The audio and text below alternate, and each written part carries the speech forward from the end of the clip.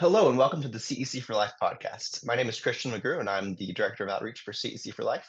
And I'm joined today with a couple of people. I'm joined with Sarah Neely, who is on our podcast team, and she's also the project coordinator for Operation Rescue. So first, I'm going to have her introduce herself a little bit, and then we're going to introduce Mary Rose. As mentioned, my name is Sarah Neely. I became the project coordinator for Operation Rescue back in November of last year. So getting close to a year. And that was after working for CEC for Life for, I think, about 13 years with Father Terry. And so now people ask me what I do, what project coordinator means, and it means a lot of things. But I help with research.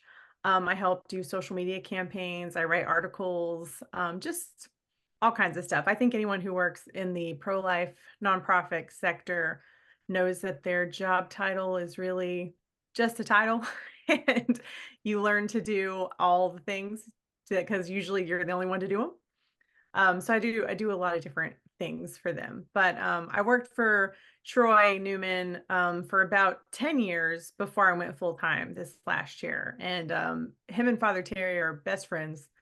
And that made it really easy for me to work for both of them, which I was always really grateful for. Awesome. Thank you, Sarah. And now we'll introduce Mary Rose Short, who is the Director of the California Right to Life. And so we'll ask Mary Rose just to introduce herself a little bit.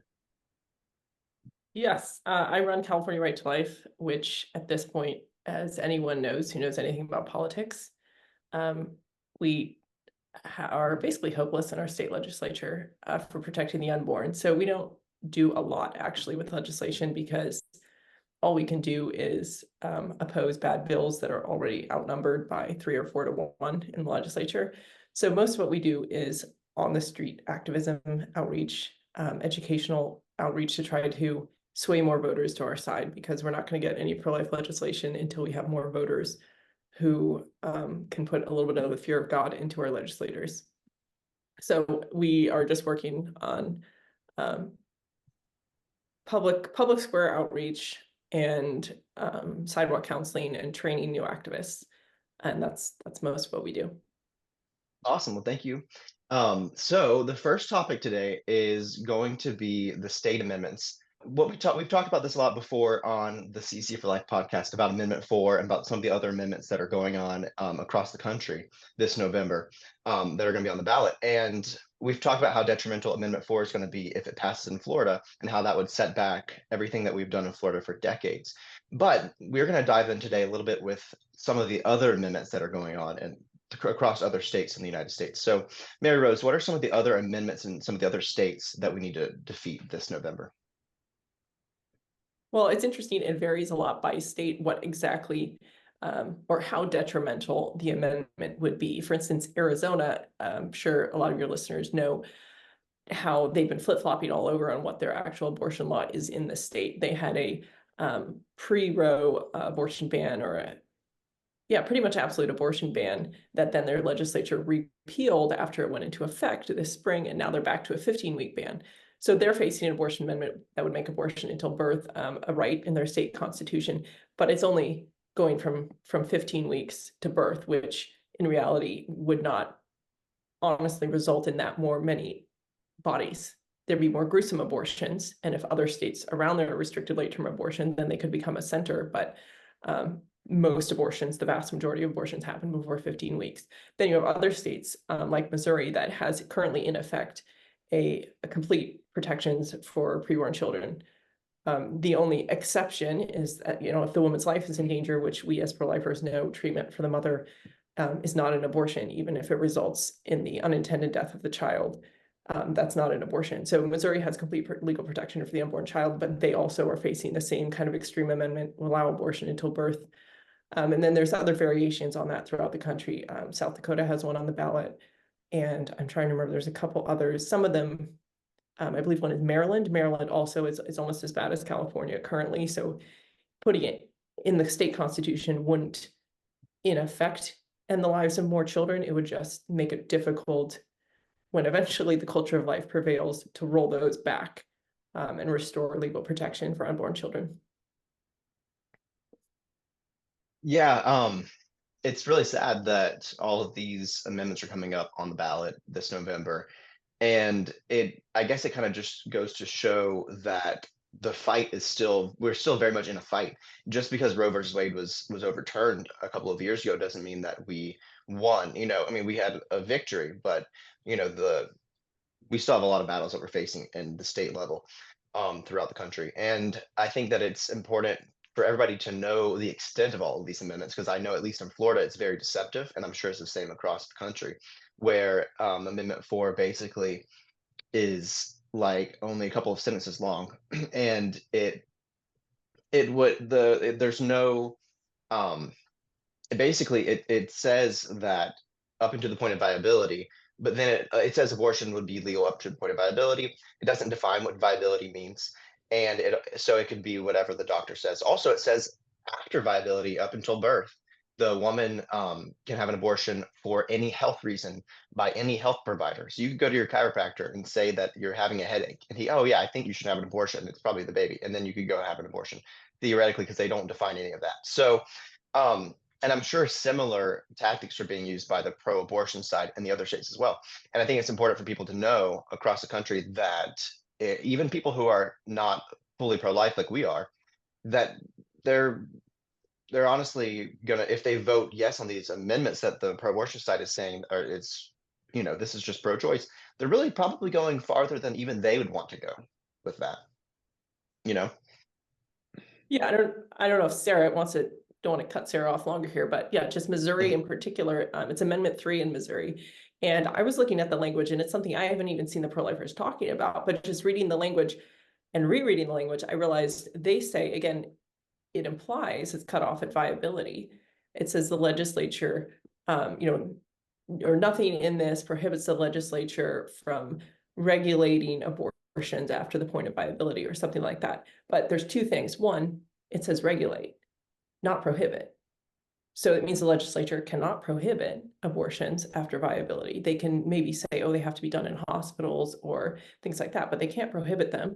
And then also the way it defines viability, it isn't explicitly defined, but it defines it along the lines of when a child could survive outside without extraordinary measures or something like that, which a baby born at 28 weeks, like any state in the US, should be able to survive, but with what would be extraordinary measures, oxygen and things like that. So if we're talking without extraordinary measures, and extraordinary measures are not defined, we're talking 30-something weeks is what's now going to be viability in Missouri. And so then the legislature would then be allowed to regulate abortion after 35 weeks and not prohibit it. And that's just not what when people read it, they think, oh, up until viability and, restrictions and things like that. But it's like, it's wide open. It could be the worst one in the country. I mean, I don't know how that compares to Florida, but. Well, I think all the amendments, we're seeing it, Operation Rescue is based in Kansas, and we've been writing about it for weeks because we are seeing exactly what's going to happen in all the other states happen. Kansas was the first one to have a referendum right after Roe v. Wade was overturned. And the first thing that the abortion lobby did when they said, pro-lifers voted against this amendment that would have established a right to life in the Constitution, thinking that they were voting in a different way, not understanding what they were voting for. I think a lot of voters don't understand what they're voting for. They're not unpacking the idea of what they're reading. They're just thinking, oh, we don't want to limit all abortion, because that's where most Americans are right now. But in Kansas, the first thing they did was challenge the Women's Right to Know Act, I think is what it's called. And they won. The abortion lobby won. There's no waiting time in Kansas right now. There's no rule or regulation that says a medical doctor has to do medication abortions or be present. I mean, there's a bunch of laws that were repealed, and that's what they're going to do. And so effectively, all the work that pro-lifers have been doing in the meantime that we knew we couldn't win Roe v. Wade, building up these states, all of that is going to be undone. And I don't think citizens realize it. I especially don't think people who claim to be pro-life realize the extent of what these amendments are going to do. And we will be able to change them one day, perhaps. We would have to pass another amendment. And you'd have to do a lot of work to change the culture probably before that would happen. It would probably be decades before Kansas could ever undo the damage that's being done in just a few years since Roe v. Wade was overturned. And then they immediately had that referendum and they lost. And there was a pro-life amendment. It was to establish a right for the preborn, and it failed. Most of the amendments that we're talking about now are the pro-abortion ones that are trying to establish a right to abortion in the Constitution. Living in Alabama, I wish every state would have followed Alabama's lead, because we passed an amendment before Roe v. Wade was what's the word I'm looking for? Not overthrown. Overturned. Overturned. I was thinking overruled. I'm like, that's Yeah. but I'm really thankful they did that, and they won by like a landslide. But I think that it could have turned out differently if it had been directly after Roe had been overturned. Yeah. But Yeah, I just, you're think right it's there, you said, sorry, for everyone listening, if you have an abortion amendment on your ballot, it's vote no this time.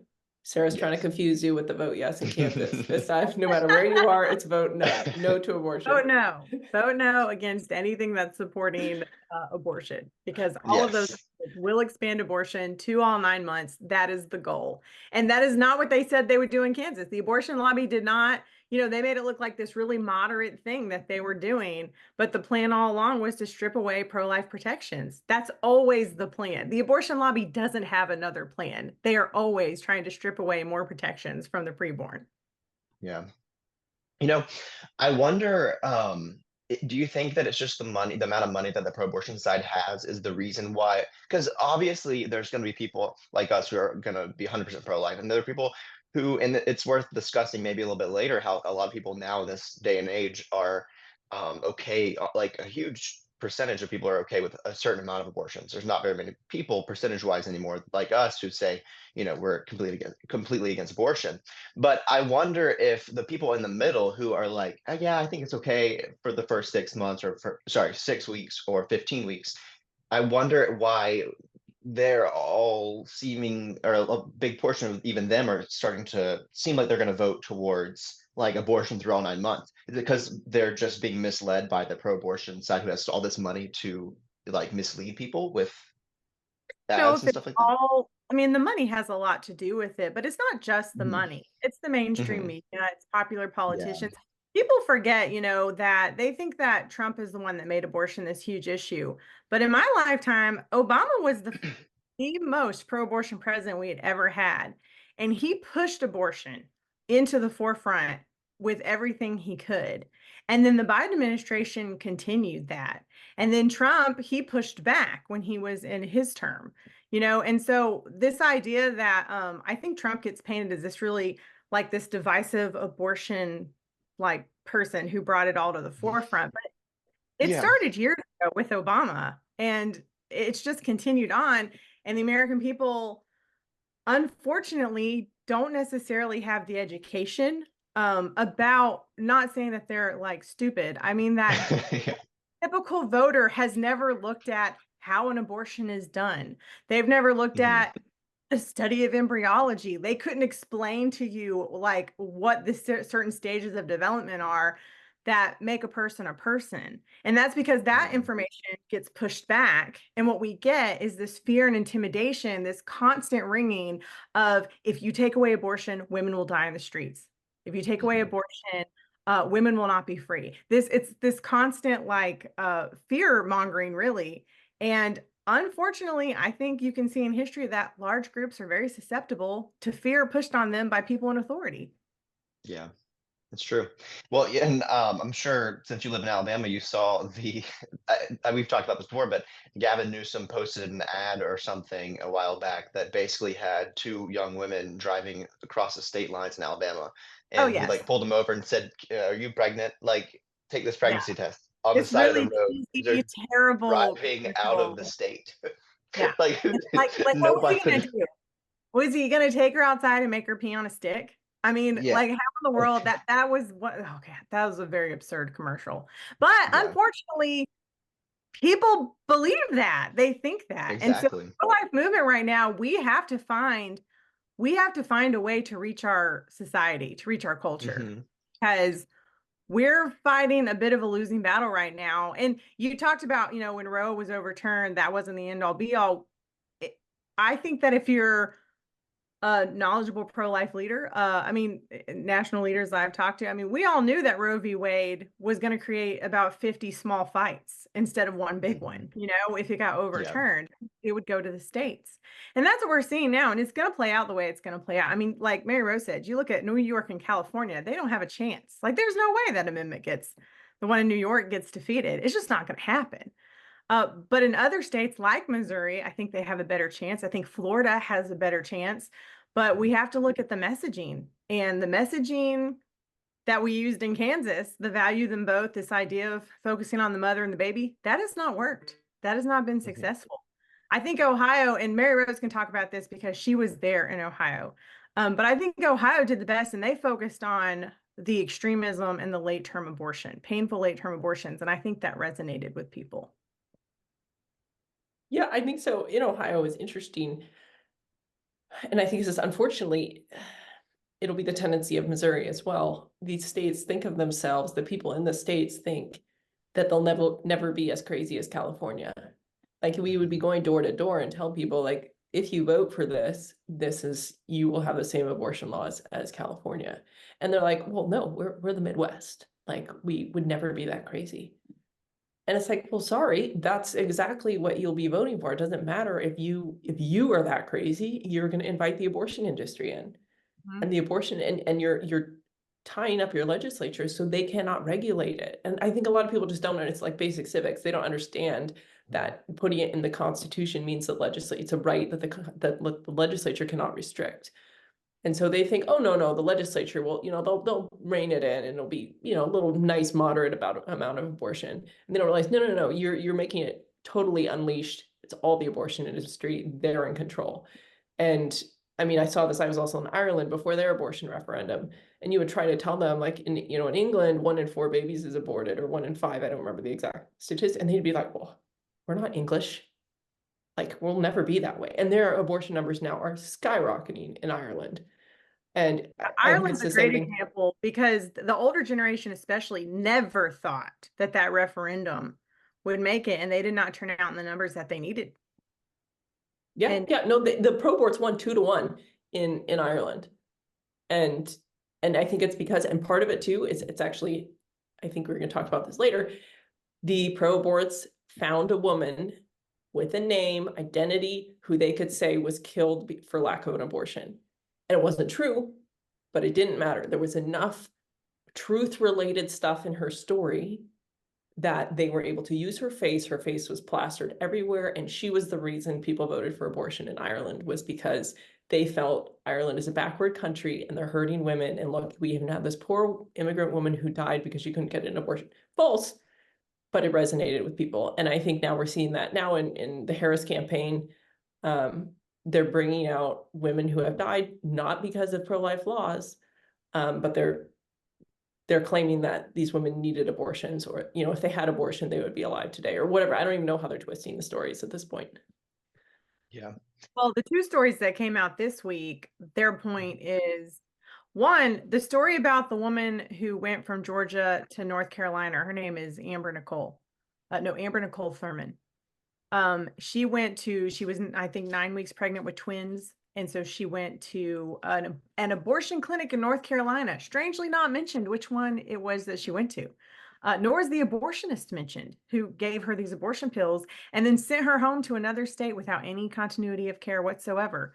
And then she went home, she took the pills, she was septic, and she ended up getting to the hospital. And then they delayed care at the hospital, I think, longer than they should have. But of course, they're painting it that they did that because they were terrified. The doctors were terrified they'd be charged with a felony, which is ridiculous. It sounds to me like the hospital did not care for her properly. But before that ever happened, the abortionist gave her those pills and just let her leave and go to a different state and did not require any follow-up. Well, And then I was going to just on that point of not the follow-up, what I thought about when I read that story too is the hospital might not have known what had happened. If she went to the hospital and was already unconscious, or just was lying to them, they might not have had an immediate, because there's no follow-up of that other doctor explaining what's going on. And if she didn't tell them the truth, I don't know, the story's very vague on what happened, but that would be a reason the hospital didn't act immediately if they were trying to figure out where did this infection come from.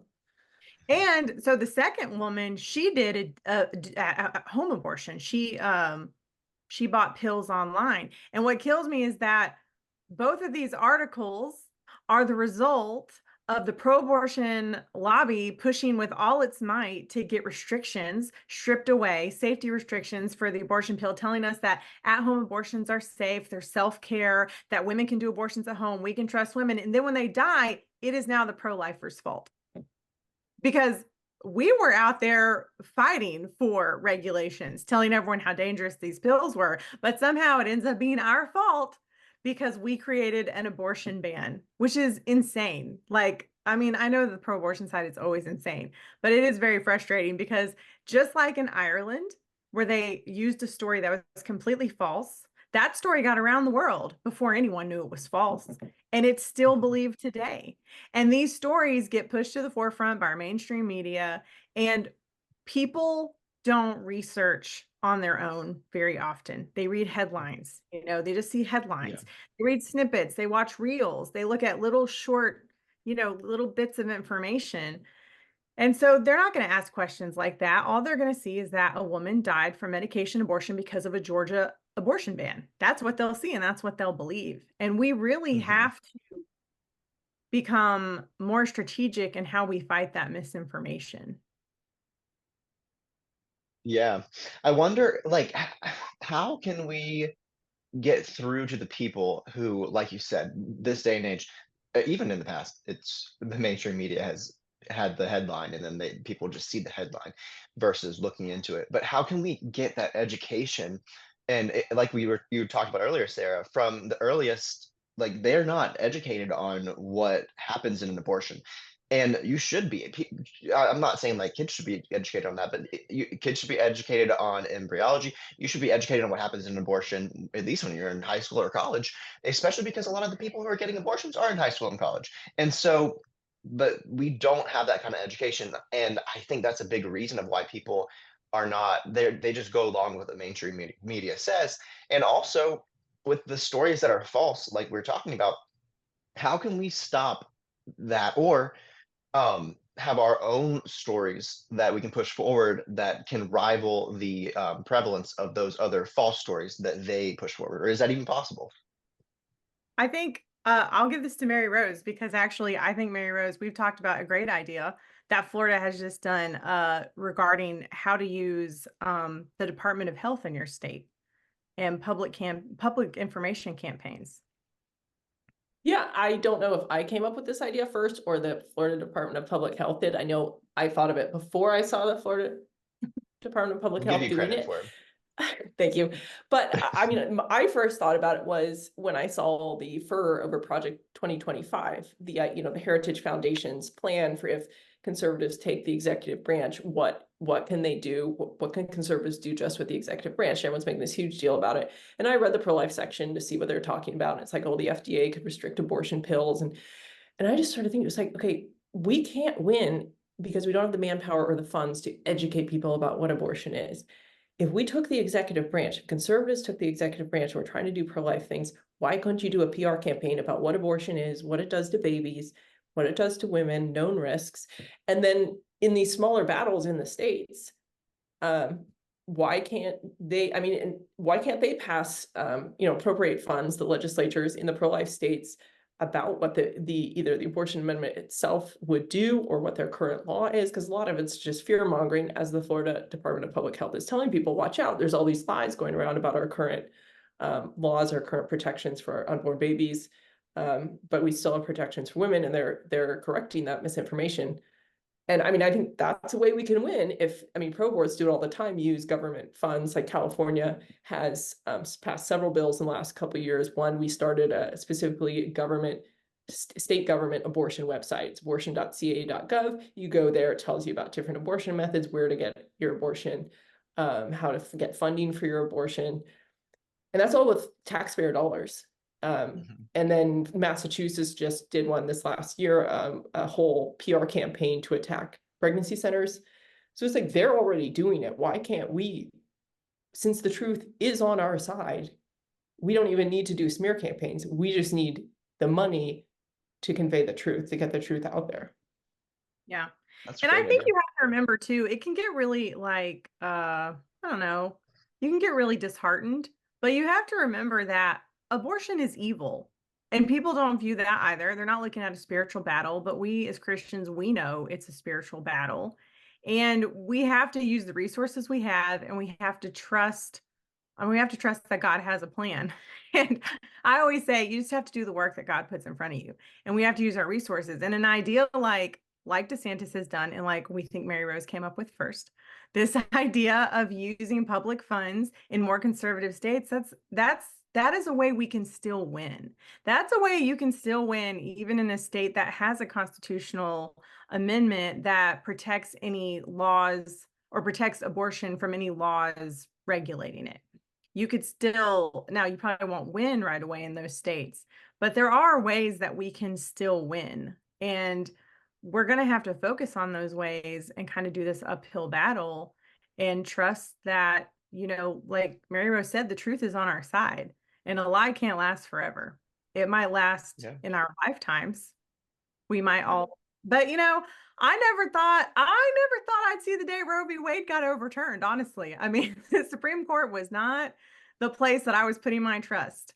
And to see that overturned in my lifetime was huge. And I think that we can have victories, but right now we got to start thinking outside the box for sure. Yeah.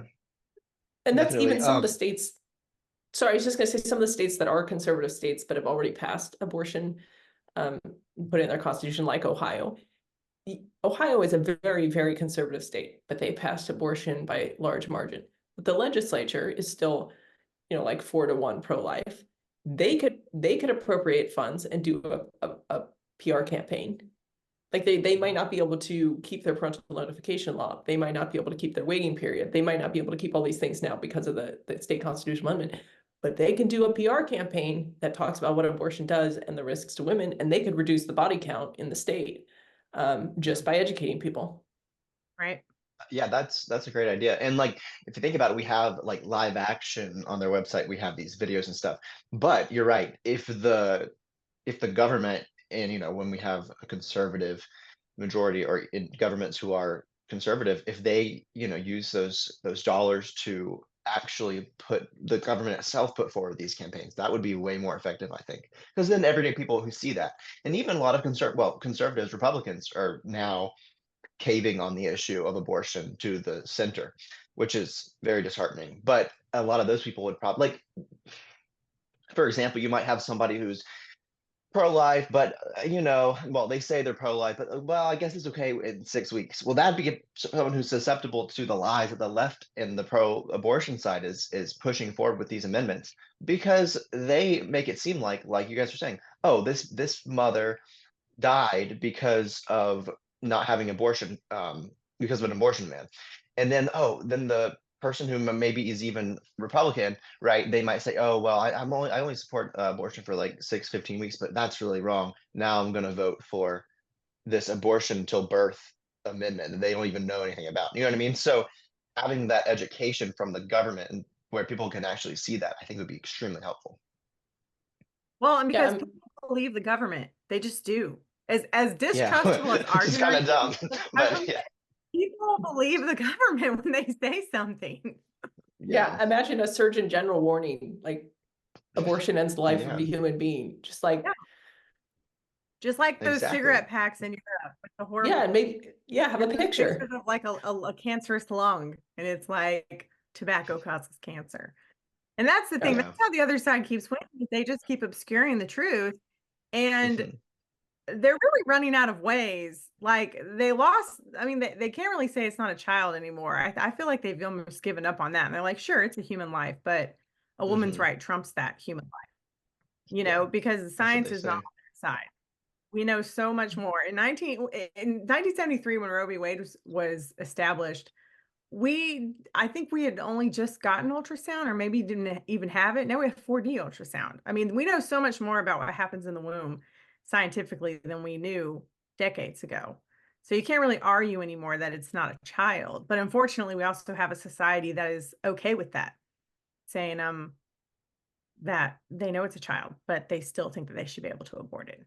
You know, that's the tragedy of it. That's And crazy. But they do. They say that. we have to find a way to turn the hearts of people. And I think one thing that we have to focus on, and we talk about this a lot, Operation Rescue, is resonate. Well, you have to pick points that resonate with people. We did our campaign about the Dirty Doctors Digest that talked about sexual Mhm, abuse in the abortion industry. That doesn't get a lot of media. That mhm, abortionists have been accused and convicted of rape. Even this idea of these two women that they're pushing forward today for their own uses. Operation Rescue, we keep an archive of patient deaths. This isn't the first woman to die from an abortion. Women have been dying from abortions in really horrible ways. And late term abortion, I think you have to pick points that people can latch onto and care about. Yeah. yeah, And that's hard because I agree. everybody's selfish. So Yeah, It's true. We have a very self-serving society. we do. But we won't give up. Mary Mhm. Rose isn't going to give up. I'm not going to give up. Christian, you're not I'm going to not give gonna up. give up. True. Well, we'll keep going the same way we have. And I think Mhm. we are. I think it could be worse than it is right now. It could always be worse. But it's like that scripture that says, do not grow weary in doing good. Eventually we will reap the seeds that we sow, but it is hard, and we have to be smart about it, and we have to, like I said, we just got to start thinking outside the box, doing some things that maybe we didn't think of before. Yeah, I agree. I think those are great ideas. Um, I really do believe that if everyday people who aren't in the pro-life movement, who aren't maybe even not the very political in general, who just believe what they hear from the mainstream media, if they could really understand what happens in an abortion, the full story of what an abortion is, I do think that a lot of people would change their minds on abortion, at least to in a great extent. Um, let's talk a little bit about the election in November, the presidential election. While you go to the ballot this year and vote no on the abortion amendment, whichever one it is in your state, we also have to consider what you're going to do in the presidential. It's not really that much of consideration because one side is so pro-abortion that they literally are okay with babies who survive abortions being left there to die with no treatment at all. That's the Harris-Walz campaign. I am actually very disappointed, and I think it's shameful that the Trump campaign has caved in on abortion a lot. But it's important to remember that the opposition of Harris and Walz are so pro-abortion that it's literally infanticide what they think is okay. Yeah, I think that Trump, when he ran the first time, he was this outsider. He wasn't a politician. Everybody liked that about him, right? He was outside of Mhm, the camp. But he's a politician this time around. He's a politician. mhm, And he is going to go for what he thinks will get the most votes. yeah, I don't know Trump personally. I have always said that I believe Trump is pro-life for different reasons than I'm pro-life. I don't know that Trump is pro-life because he thinks that a child in the womb is a human person from the moment of conception. He has always said he supported exceptions. I don't think that's new information. I do, but I do think he's changed. I think he is trying to get more votes. I don't know that that's a good plan. I just think it's what he's doing. And like you said, right now, it would be fantastic if we had a great pro-life candidate who believed all mhm, the same things we believe, but we don't. We have a candidate, Kamala Harris, who will do everything she can to expand and celebrate abortion in our nation. And you have Trump, who will at minimum stem the tide of killing. mhm, And those are kind of your two options. But I do think people are struggling a lot um, with, being implicit with any kind of evil. And is voting for Trump going to make me implicit in the evil of abortion because he does support some of it? And that's something you have to work out on your own. You have to look at the teachings of your church. You have to look at scripture. I don't have a problem voting for Trump because I don't want Kamala to win. I think that, and not just on abortion, I think our country won't make it through 4 years of Kamala Harris personally. But it is a hard thing. And I think, it depends on your state. I mean, if in Alabama, if I was just so frustrated, I decided not to vote, it wouldn't really matter for me. Trump's Yeah, going for to win. sure. He just is. Mhm, He does every year. But mhm, in other states, maybe like North Carolina or Ohio or something, where your vote is going to count for a lot more, that's a lot harder. And I do think that when we talk to people, I've seen people just automatically try to, defend Trump like he's this great moral guy. I don't know mhm. that about Trump. I just know that there are two options I have, and one of them is going to make sure as many babies die as possible. And I'm not going to Yeah. vote for them. That's where I am. Yeah, I agree. Yeah. Yeah, I have the same luxury in California. If I want to remain, untainted, doesn't matter who I vote for because Harris is going to win automatically. Mhm, But yeah, for the people, I mean, so I've been grateful for that before, to not have to decide, because this isn't the first time the candidates are just not truly pro-life. They're not moral people. mhm. I mean, one's actively pro-abortion and the other's just kind of disgusting. And I don't want to vote, but if I was in a state, I would have to vote for that person, I think. Just Mhm. on a practical level, because this is the government we have and the place we live. And the Bible talks about rulers will be judged. Guess what? We live in a democracy. We're all going to be on the hook for the country. What Mhm. happened? And if you opt out, like, I I don't know. I'm not the judge, but I wouldn't want to run that risk if you were in a state where it does make a difference with how our government is set up.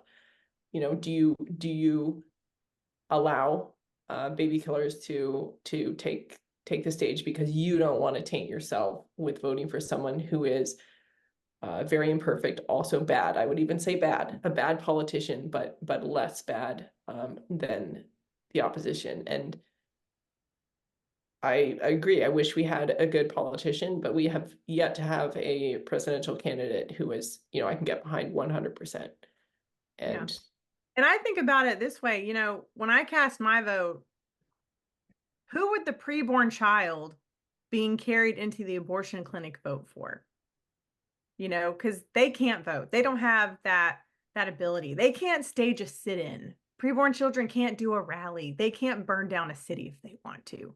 They can't do anything. They don't have that ability. They're helpless. And to me, I think if you were to magically be able to ask a preborn child, hey, which one do you think you want? I think that preborn child would be like, probably the one who might not kill me. You know, yeah, True. I mean, Mhm. that's what we're looking at.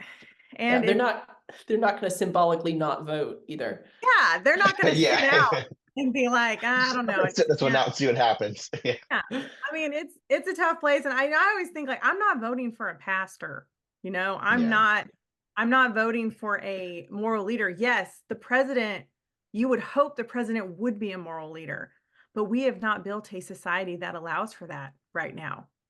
Our society is very corrupt and it's the heart of man is very dark. And this is where we're at. But we're not going to make any progress if Kamala is elected. We could all be in jail by the next year, honestly. I That's mean, true. Biden today has no problem going after pro-lifers, none whatsoever. And that's not going to stop with Kamala. She's not going to change her mind. She's going to do whatever the people that were telling Biden what to do say to do, in my opinion. Actually, Yeah. an interesting thing that I think we have to, people say, oh, well, we don't want to reward Trump for, abandoning the unborn and things like that. And or people defend him like, oh, he just needs to win. That's why he's saying he's pro-abortion in these ways and things like that. What I think is interesting is everyone has just accepted this idea that being pro-life is a loser for politicians. I don't think we have any evidence for that. That Yeah. for politicians, we've lost when abortion itself is on the amendment. Yeah, we've lost every single time. But I don't think we have evidence yet that being pro-life hurts politicians.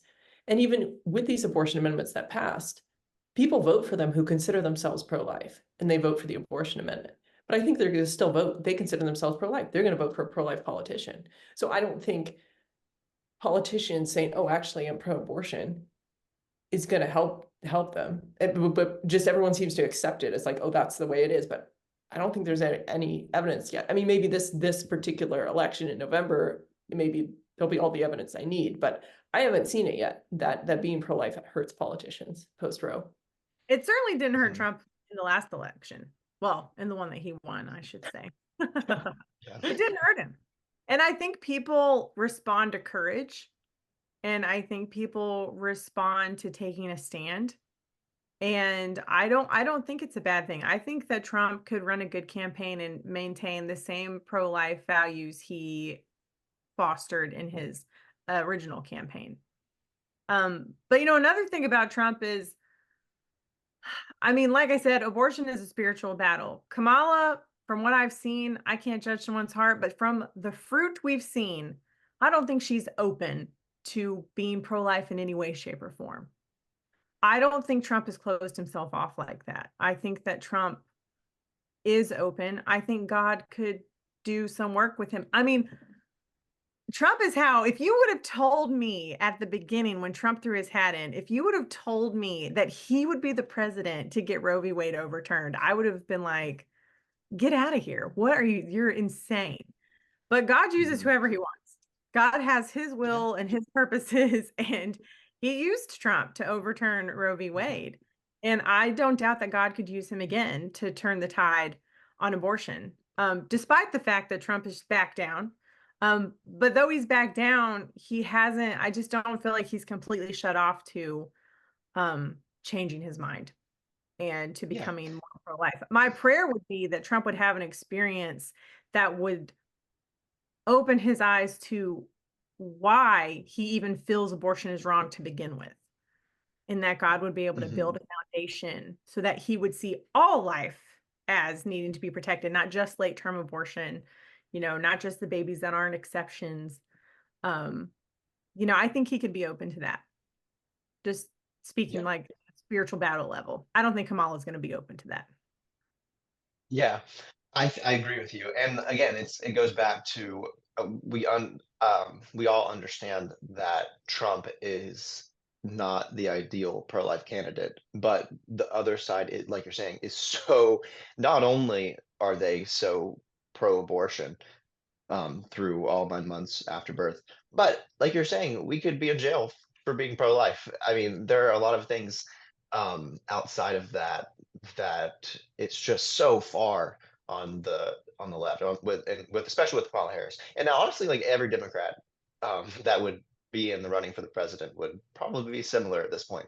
Well, the Um, Democrats are good at they pull together and you don't step out of line or they'll destroy you. yeah, yeah, Republicans like aren't, Tulsi Gabbard. not that I've seen, but where Democrats are very good at closing ranks, it's one of their Mhm. strongest points. It's why Yeah, they win things so often is because they close ranks, but they make it they make you pay the price if you try to step out of line.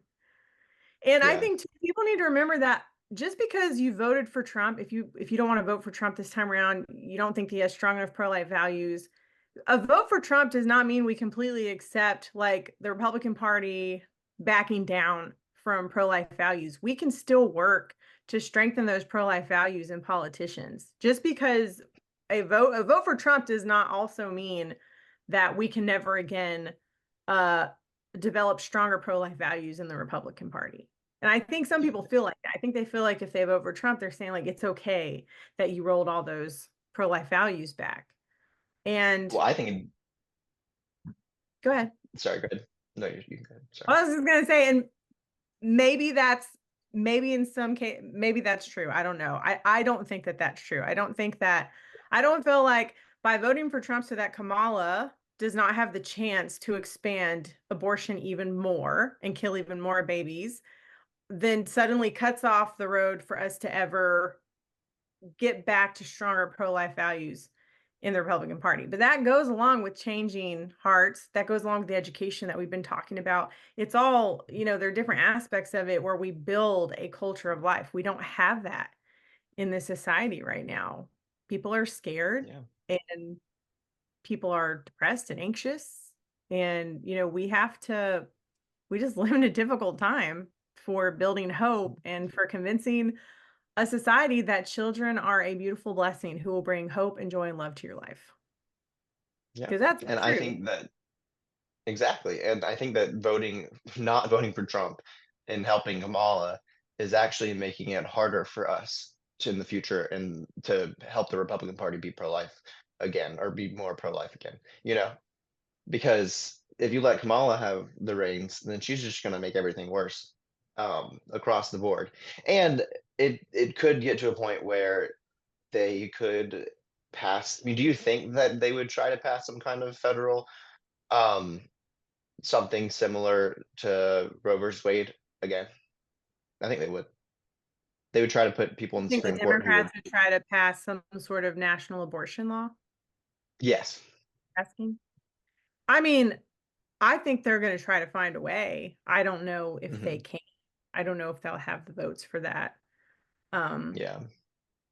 you know, I I will let Mary Rose. I know she has a lot of thoughts on this. And I mean, I think they absolutely, if they get the House and the Senate, they absolutely will win. And a lot of people, when they think about voting, they're only thinking about the presidency. And so if they're like, oh, well, I'm not going to vote this year because I can't vote for anyone in good conscience, they're not filling out the rest of their ballot either. So if people get discouraged and stay home, we're forfeiting all the branches of government. So that is something important to remember. Even if there is a particular race you do not have a candidate you can vote for, don't forget all the other races. But yeah, I think the Democrats absolutely would try to pass abortion protections. I mean, that's their party platform. They're very clear on where they stand.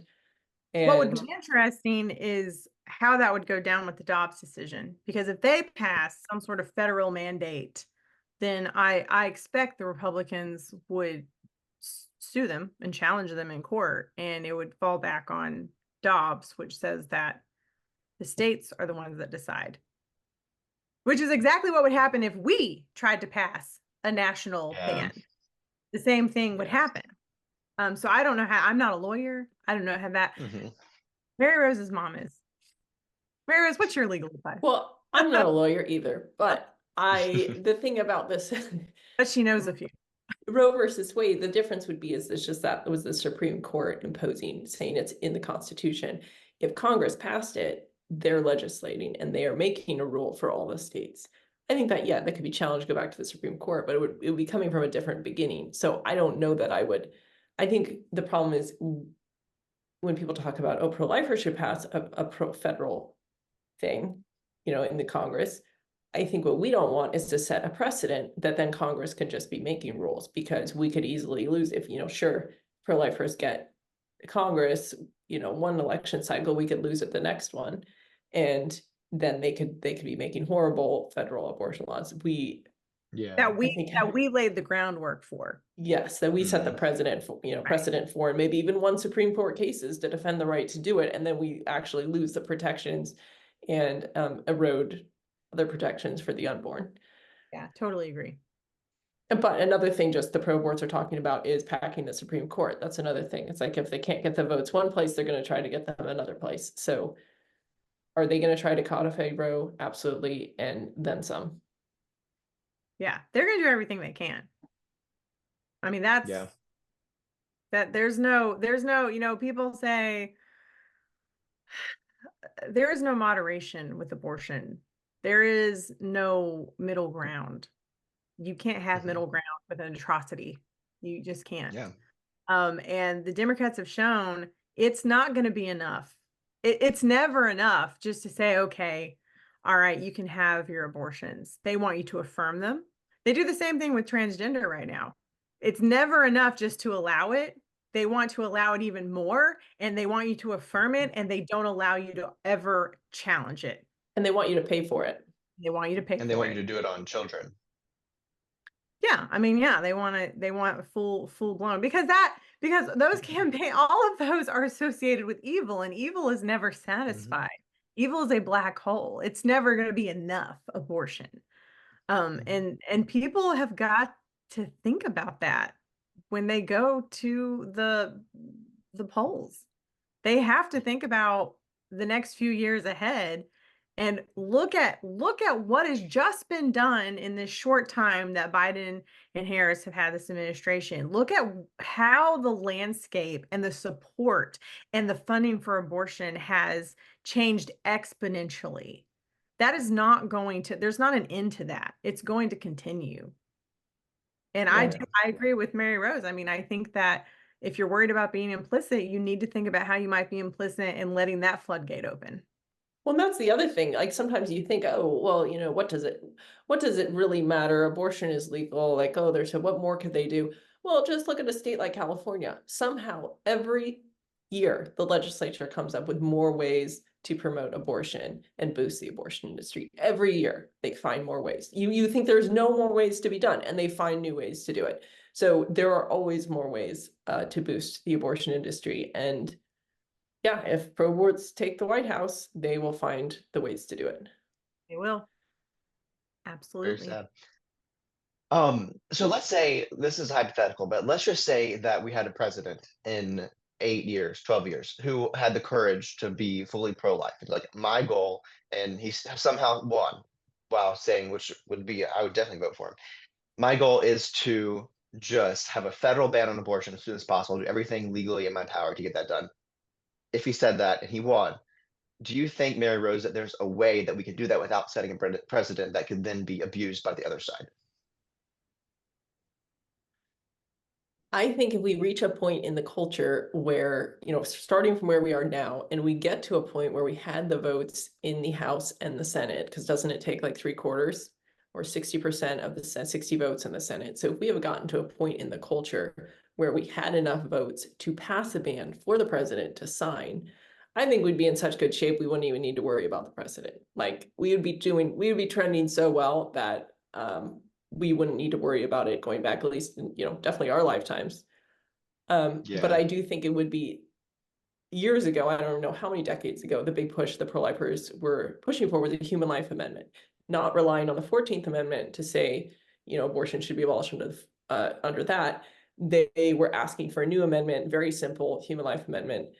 And that would be another way. That's a federal thing, but it's not just Congress passing you know, a ban or whatever. It's actually amending the Constitution. And again, that would be something that, sure, theoretically the pro board's going to undo, but if, you know, every time someone manages to amend the Constitution, it's kind of a big deal and would be hard to undo.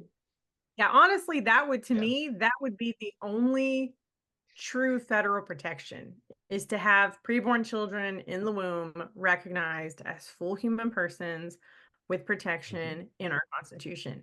Now, we're far and away from ever attaining that, I think. But that would, I mean, that would be the way our government is set up. That would be the most secure way that we could That's the protect ultimate goal, right? abortion. But that would end abortion in America. That would be a miracle. And And then we'd so, have to move to a different country. but you know, I do think there are other ways that you can build that. You know, I love these laws that they have. And Mary Rose, you can disagree with me if you know a reason why they aren't good. But some of the laws that are trying to be passed now, I'm not gonna, I don't remember which states, so don't ask me. But like creating that women can claim a preborn child on her taxes. Or requiring fathers to have to start paying child support before the baby is born. See, I think that that would be a great place to put our resources, because that builds, it builds on this idea that this is a human person.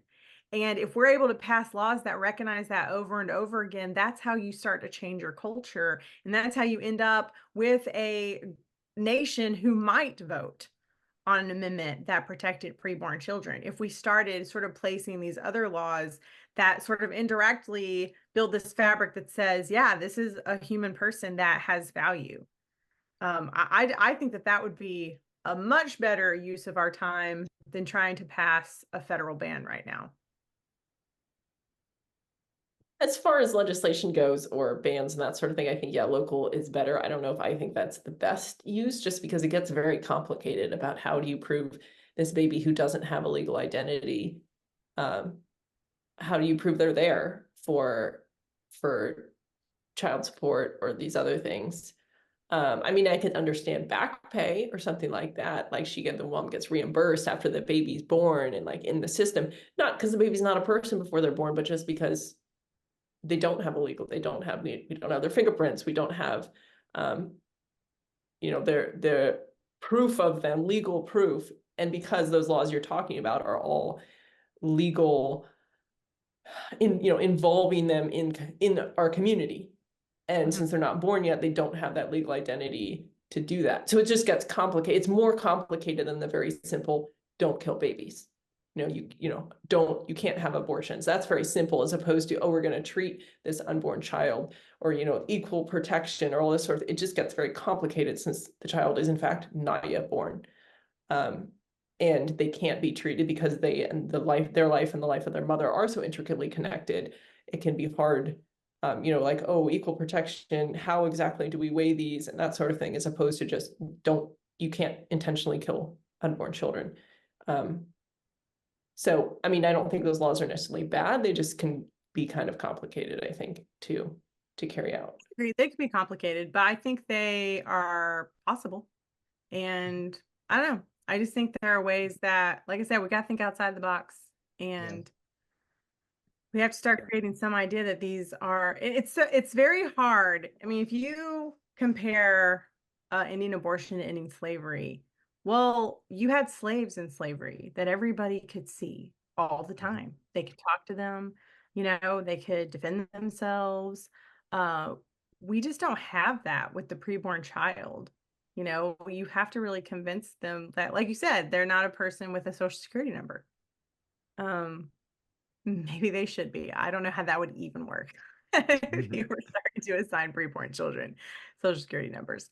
I'm pretty sure that there would be an incredible amount of advantage taken of the system. But it's difficult, and we have to find ways to sort of remind the American people that preborn children are real people, even though you can't see them. Well, you can see pictures of them on sonogram. You can't talk to them and see them like you could when you were fighting slavery and you were like, here, but I mean, even that, the Dred Scott decision, I mean, the Supreme Court looked straight at a man and said, your property, that was Dred Scott, right? Did I say that wrong? It was the Dred Scott case, right? I think it's right. I think. But yeah, we need to assign the preborn value and make sure that everyone knows that they are human life, and make the people in society look at the preborn as human beings. Because when we do that, and like you're saying, Sarah, it might be like a gradual thing, but once they see the preborn represented as human beings, that becomes more in their head. They start to like recognize that they are human beings versus the way that they're just being told that they're not.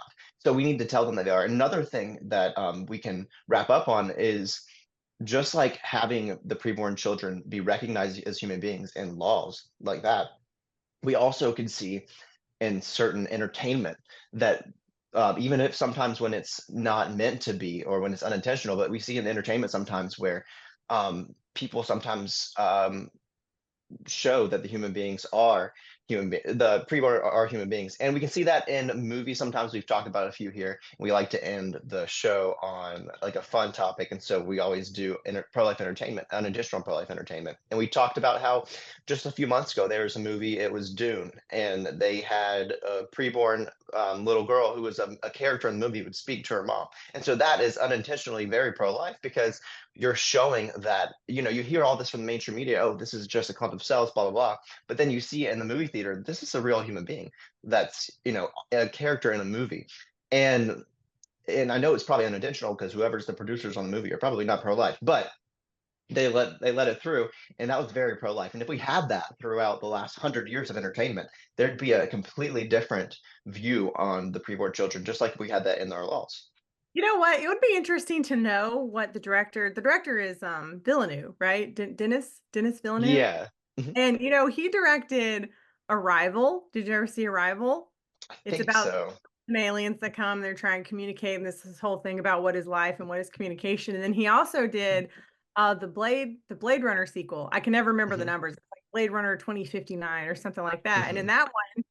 that they find out that androids have found a way to conceive a child. And there's this whole debate on what is life, what isn't life. It's based more around AI, but it would be interesting to know what his views are because at least a few of his movies have explored the idea of what constitutes life.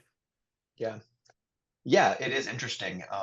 And maybe he is pro-life, or maybe he's not as pro-abortion as the rest of them in Hollywood. But so I know that we've talked about this before the episode, but one movie that me and Sarah have seen, and I'm not sure if May Rose has seen it before, but it is called Children of Men. And it's kind of a crazy movie, but it's very unintentionally pro-life. So Sarah, walk us through that movie a little Oh gosh, I'm gonna have to do this from memory. It's been many years since I've bit. I put memory you is on. fair. Clive Owen, I think is the guy that's in it. His first I don't name's Clive. know. And it's a post-apocalyptic world where women have not had children in X amount of years. And at the very beginning of the movie, I think like the youngest person alive dies. Yeah. Um, and there's no hope of the human race going on. And a girl gets pregnant, and Clive Owen, I believe it is. I think Michael Caine's in that movie as well. I He think kind of so. ends up through a series of events. He kind of ends up with her, and he's trying to get her to this sort of promised land type situation, this like boat that's somewhere that they're going to put her on. But she's the first woman that's been pregnant in X amount of years. And I do remember there's a scene at the end, because it's just this very dismal outlook. Like they're what will humanity do? They can't propagate anymore. And so there's this one scene at the end where the baby gets born during all the action, and there's all these soldiers outside, and they're trying to shoot everybody inside. And Clive Owen takes the baby and he carries it into where they're firing, and the baby starts to cry, and all the soldiers just go silent. Everybody goes silent. I think for like 5 minutes, all you hear is this baby's cry, which no one has heard in decades or whatever. And it's just this very powerful moment where it's centered on this idea of like babies are hope. Babies are they're how we go on, and they're good. And when you take them away, what does society have? Nothing. Like society has nothing to live for. Um so yeah, I mean it was a very, accidentally pro-life. I don't know how accidental it was. I know maybe that Yeah. was but it was an interesting take on it. And it did really show this idea of like, if we don't value life, like what does give life value if we don't value life? Because everyone just has this. And I think we talked about the euthanasia. There's euthanasia in it Yeah, too. there is Yeah, euthanasia in you it can as like well. get a little kit and just end Kill it. yourself. Yeah. Um, no, you're right. And but it kind of goes back to like, can you imagine in the movie if that woman just got an abortion because she didn't want to deal with, you know what I mean? Yep. Like, so, but it just kind of shows to the hypocrisy of the pro-abortion side because if you're in that situation, which I know that's a very, you know, that's like a apocalyptic situation. It's a movie, but the goal of that, well, I say the goal of the movie, but the point that we're trying to make with the movie, and I think the goal that they quite obviously made was, or the point they were making was that life is sacred, and if we would definitely, they may have not targeted at abortion, but it's like the most pro-life movie you could find, because maybe not the most pro-life, but it's a very pro-life movie because if you had that situation, you would definitely see that all life is sacred, and you have to allow babies to be born, or else you're going to find yourself in a terrible situation. And to link it a little bit to reality, we've Hmm. also had, besides 50 years of legalized abortion, we've also probably had what, like 100 years of hormonal birth control. And our fertility rates are not up. Yeah. They're not trending up. Our generation, we wait longer to have children. We have more problems having children. There's a lot of infertility, and some of that we might have done to ourselves, you know, Hmm. Oh, something to think definitely. because when you decide, if you think, when a society decides, we get to decide when life begins and when life ends. The seeds that you're sowing from that are not going to be good seeds.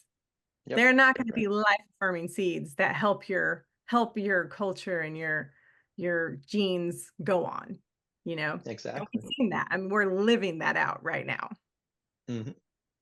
This was 100%. supposed to be a happy closing, Sarah. It was. Babies are hope. Babies are hope. That's the point of that movie, and that's I think of what we Clive have Owen. to. I think it was Clive Owen holding a little crying baby and stopping a whole war zone for a minute with that little Yeah. baby.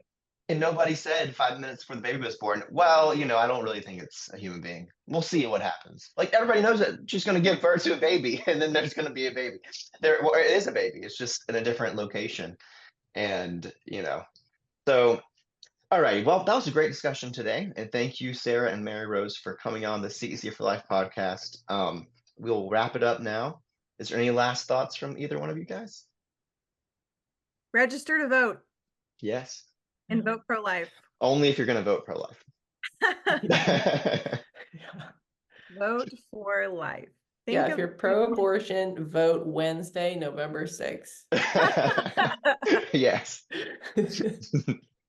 All right, everybody. Well, thank you guys so much for coming on, and thank everyone for listening.